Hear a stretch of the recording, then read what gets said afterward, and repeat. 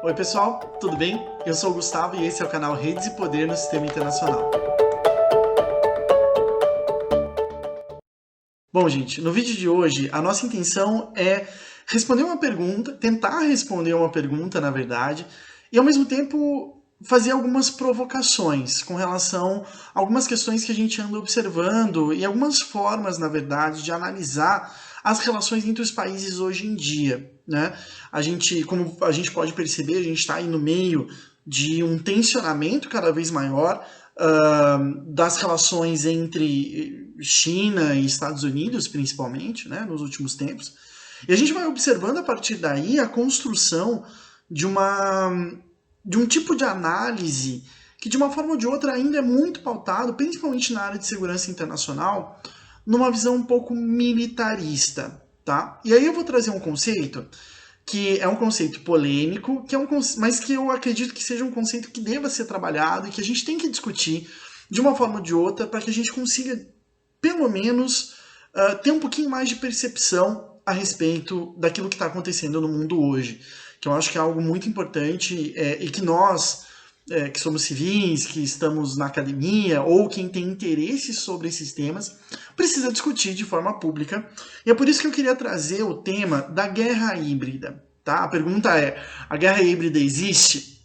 Eu acho que essa é uma pergunta bem importante, é uma pergunta bem relevante para que a gente possa começar a se questionar a respeito de algumas narrativas que a gente tem com relação à segurança internacional, com relação à geopolítica e com relação à interferência nos assuntos internos de outros países, né?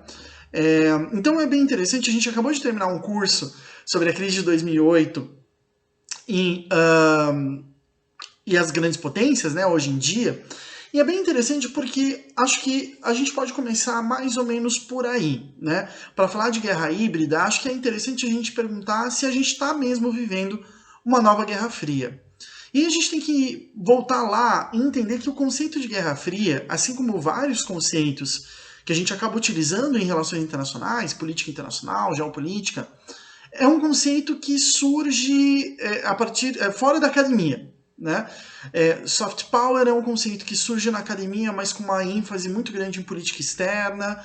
A gente pode falar em Guerra Fria, a gente pode falar em Nova Guerra Fria, a gente pode falar de uma série de outros conceitos que a gente acaba incorporando, mas que na verdade, ao jargão e tudo mais, mas porque eles servem para que a gente possa fazer uma análise, mas não necessariamente eles tem um conceito por trás, né? Não necessariamente. Guerra preventiva, por exemplo, né? Guerra preventiva é um ótimo exemplo, que foi muito utilizado pelo George Bush na época da Guerra ao Terror e principalmente na invasão ao Iraque, sendo esse um conceito que não necessariamente era um conceito bem trabalhado, porque ele era político, né? Ou seja, o George Bush queria com isso poder invadir o Iraque, consumir toda uma teoria jurídica e política em torno da qual estaria justificada a intervenção americana ali no Iraque. Isso lá em 2003, né, entre as Torres Gêmeas, o atentado às Torres Gêmeas em 2001 e a invasão do Iraque em 2003. A mesma coisa com a Guerra Fria. A ideia geral de Guerra Fria é o fato de que havia uma oposição entre Estados Unidos e União Soviética durante toda a segunda parte, a grande maioria da segunda metade do século XX, e que esses países não entravam em guerra entre si, porque não poderiam, afinal de contas eram detentores de arsenais nucleares, e um ataque nuclear de um desses países ao outro geraria obrigatoriamente uma retaliação, e portanto isso poderia causar efeitos muito aprofundados nas sociedades desses próprios países. Né? Isso chamavam de MAD, M-A-D, né? MAD, que é a destruição mútua assegurada, DMA, em português. Né? Bom, voltando à questão da Guerra Fria, justamente por esses países não terem contato violento entre si, não se engajarem em conflitos violentos diretamente, é que surgiu esse nome Guerra Fria. Ou seja, havia um sentido de guerra, havia um sentido, um envolvimento muito grande dos países, como se eles estivessem num esforço de guerra. Mas esse esforço não se traduzia em uso da violência diretamente um contra o outro. E sim, em guerras de procuração, no treinamento de outros exércitos, no uso de posições estratégicas com capacidades defensivas ou ofensivas, né? E, portanto, havia um clima de guerra, havia uma oposição típica de guerra, politicamente falando, mas não havia o combate, não havia a violência direta entre esses países, né? Entre os Estados Unidos e a União Soviética, já que houve muitos conflitos, principalmente nos processos de descolonização da África e da Ásia, e nos regimes autoritários instalados no leste europeu e também aqui na América Latina. Então é interessante a gente perceber isso para tentar compreender um pouco esse sentido da ideia de guerra híbrida, né? E aí tem dois movimentos interessantes para a gente discutir esse conceito de guerra híbrida. O primeiro movimento é o fato de que guerra híbrida sempre é um conceito usado com fins políticos, né? Claro que a gente poderia falar, bom, todos os conceitos são usados de forma política, a palavra ela é política, né? O discurso é político. E aqui estão os livrinhos do Michel Foucault que não me deixam mentir, né? Não me deixam falar algo diferente. E, com certeza, todas as palavras elas envolvem uma intencionalidade política, elas são processos políticos, porque são processos de comunicação entre pessoas e, portanto, elas transmitem um tipo de intencionalidade. Mas eu quero colocar mais restrito esse conceito de política para uma ideia de política institucional. Eu estou chamando de política institucional quando a gente vai para o âmbito dos governos, né, dos estados constituídos, dos seus ministérios, das suas forças de segurança, da sua burocracia civil. E a partir daí, o que a gente consegue enxergar? O que a gente consegue perceber? A ideia de guerra híbrida, ela surge justamente a partir desse conceito, né, a partir dessa visão que os estados têm da interferência de outros estados. Ou seja, o envolvimento de um país no outro por meio da sua sociedade, visando de uma forma ou de outra derrubar algum tipo de governo. E aí, muito interessante, porque a gente ainda está no meio, né, das discussões sobre a Bielorrússia, que evoca também a discussão sobre a Ucrânia, que evoca um pouco da influência norte-americana, queira ou não, na derrubada da presidenta Dilma Rousseff aqui no Brasil em 2016, e toda essa questão de engajamento da sociedade em torno de um tema político. E isso é algo muito interessante, porque o Zygmunt Bauman, lá em 2001, ele escreveu um texto chamado Guerras da Era da Globalização. E ele fala, é difícil apontar um momento em que a gente teve mais militarizado no cotidiano. Então é interessante a gente perceber essa militarização também no discurso político, também na forma de encarar a política. E a gente pode entender essa militarização não só a partir de uma visão de que os militares estão no poder, afinal de contas, se a gente considera o conceito de militarização como trabalhado pelo Davi Piombelli, né? No outro vídeo eu já recomendei esse livro, mas eu não me canso de recomendar, é o Dicionário de Segurança e Defesa, do professor Hector Sampierre e da professora Marina Vitelli, né? O Davi Piombelli escreve o conceito de o verbete de militarização nesse livro, e ele fala justamente isso. A militarização, ela não precisa ser os militares estarem no poder, porque a gente pode ter uma militarização social. E aí essa militarização social ela é um pouco diferente, porque é a entrada da retórica, da discussão militar e principalmente da guerra no âmbito cultural, no âmbito da conversa das pessoas, na televisão, nos filmes, nos videogames, né? Recentemente a Ubisoft meio que assumiu um caráter meio fascista porque ela fez um videogame, enfim, os canais de gamers aí provavelmente sabem melhor falar sobre essa polêmica do que eu, mas envolvem justamente o fato de que eu começo a pensar, então, em termos de guerra. Eu penso que o diferente é o meu inimigo, então eu tenho que eliminá-lo, né?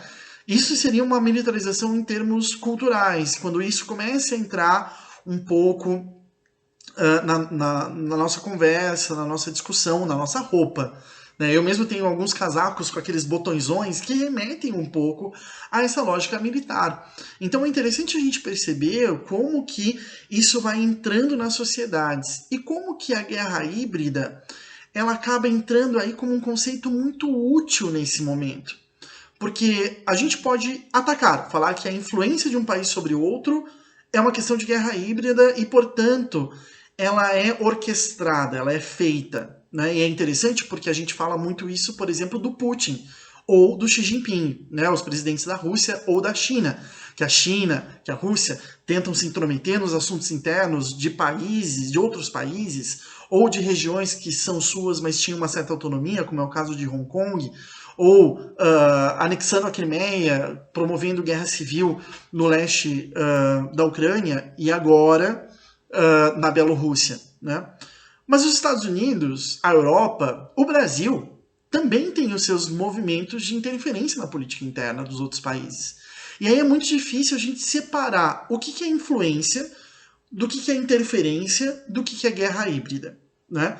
E aí que surge esse conceito meio estranho, que corresponde também a uma outra faceta da militarização. Qual que é essa outra faceta da militarização? Uma influência cada vez maior dos militares na execução da política externa dos países.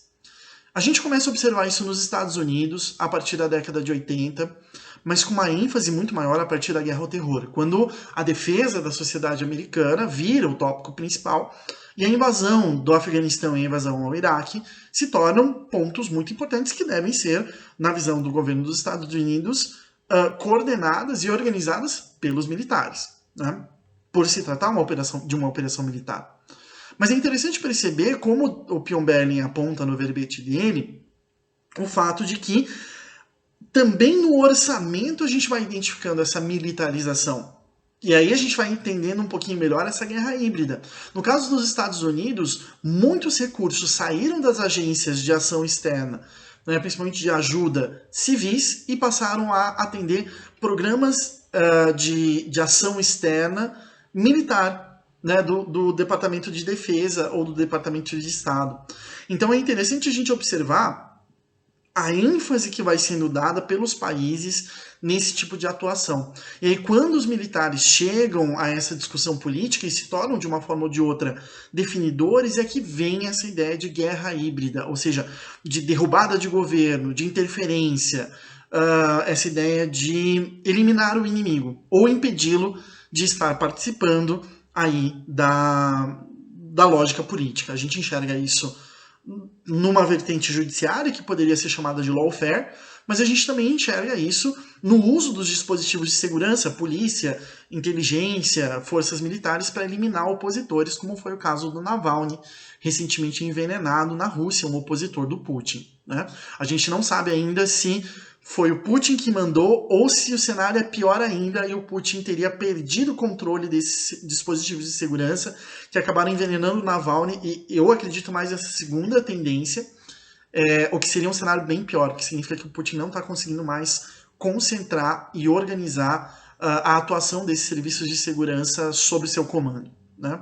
Esse vídeo já ficou um pouquinho longo, né? Então eu vou terminando por aqui.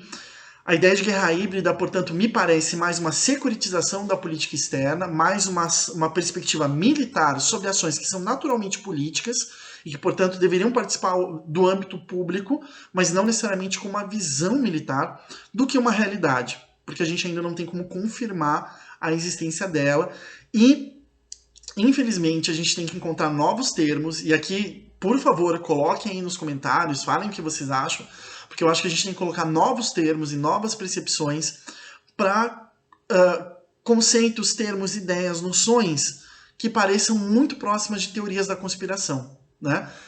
Se vocês tiverem interesse, a gente pode gravar também um vídeo sobre Deep State, né? Sobre Estado Profundo, Establishment e tudo mais, e tentar apontar algumas questões importantes que hoje em dia são muito relevantes, não só para o Brasil, mas para a discussão de segurança internacional no mundo todo. Tá bom, gente? Obrigado. É isso para esse vídeo. Se vocês tiverem interesse em algum dos assuntos que a gente falou aqui para a gente desenvolver mais, ou tem alguma dúvida, não esqueçam de colocar aqui nos comentários, se inscrever no canal, curtir esse vídeo, compartilhar com quem vocês acham que vai gostar. E esperamos que a gente consiga interagir bastante aí. Tá bom, gente? Obrigado e até depois.